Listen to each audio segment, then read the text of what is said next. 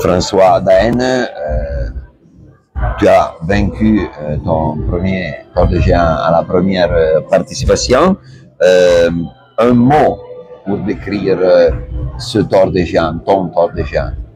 Bah, c'est un peu géant hein, quand même. Hein. Ils ont bien trouvé le nom quand même. Non, c'était vraiment un voyage incroyable. C'est vrai que j'étais venu pour vivre une aventure un petit peu comme ça, mais là c'est vrai que c'est fou quoi. Finalement, on passe par toutes les émotions, toutes les sensations. C'était vraiment incroyable. Tu as été poursuivant pendant 2 jours et demi. Tu as pensé que la victoire était devenue inaccessible? J'avoue que j'étais pas vraiment venu pour la victoire, quoi. J'étais vraiment là pour me concentrer un petit peu sur mes sensations aussi, et je voulais vraiment avant tout aller au bout.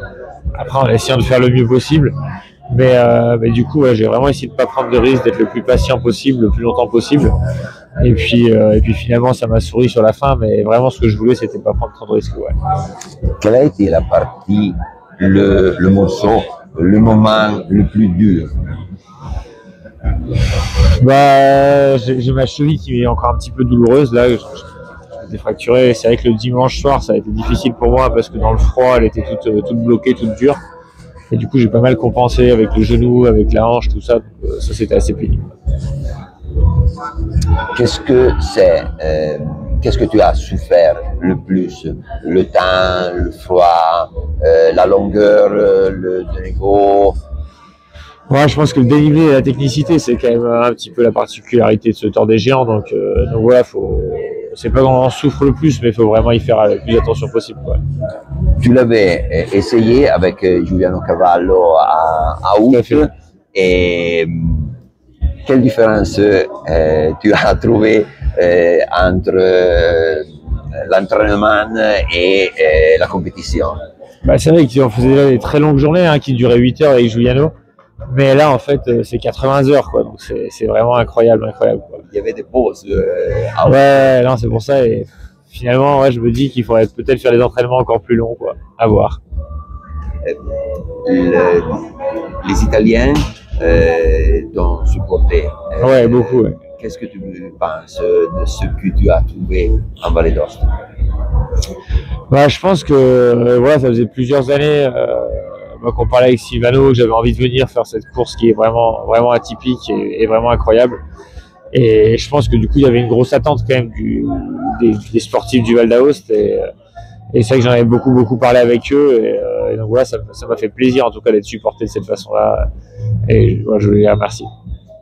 Le moment le plus beau? Hier matin, le lever de soleil, je pense que sur le Cervin, c'était vraiment grandiose. Il y a à qui dédiez-vous cette victoire? Ce que je disais, c'est que voilà, mon premier entraîneur d'athlétisme est décédé il y a une dizaine de jours, donc Florent. Et puis c'est vrai que sinon il y avait toute ma famille qui était là, tous mes amis, donc ça c'était vraiment incroyable de vivre ça avec eux.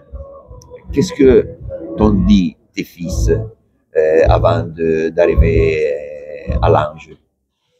Non, là, ils étaient un petit peu émus et ils savaient pas trop quoi dire, mais c'est vrai que tout le long, ils étaient là. Hier soir, c'est vrai qu'avant la dernière nuit, ils m'ont dit qu'ils étaient avec moi, qu'ils pensaient très fort à moi, qu'il fallait que je fasse le mieux possible. Et c'est vrai que c'est touchant, quoi. Il y a eu des polémiques qui t'ont dérangé ou tu as pensé seulement faire ton travail, la compétition? Non, oui, ça m'a beaucoup dérangé parce que j'aime pas les polémiques, surtout quand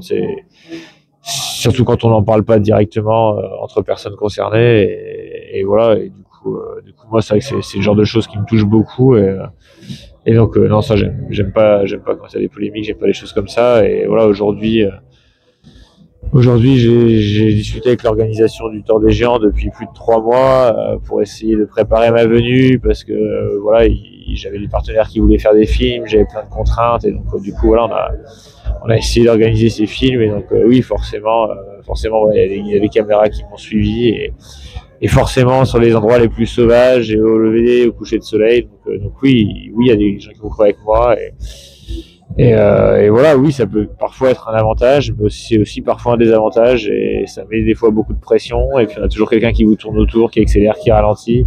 Il faut toujours sourire, on n'est jamais seul, on n'est jamais tranquille. Donc Donc voilà, faut pas voir que le verre plein, faut des fois le voir aussi à moitié vide. Et en tout cas, ce que je trouve c'est dommage, c'est de pas en parler entre nous avant que les choses prennent de l'ampleur. Combien de minutes tu as dormi? Je pense autour d'une heure. Une heure. On te revient, tu reviendras autour. Oui, je pense, on va déjà essayer de digérer ça et puis après on verra quoi. Tu m'avais dit à août que tu avais un peu peur du post-tour. Combien de temps tu penses qu'il faut pour digérer un voyage comme le Tour des Géants? Ben, je sais pas, déjà j'ai dormi qu'une heure parce qu'en fait j'arrivais pas, dès que je m'allongeais j'avais les pieds qui me lançaient donc j'arrivais pas à dormir. Donc là j'espère juste déjà que je vais pouvoir dormir un petit peu puis après on verra quoi. Bien, très bien, merci. Merci à toi. Ouais, très grosse course. Merci. Merci.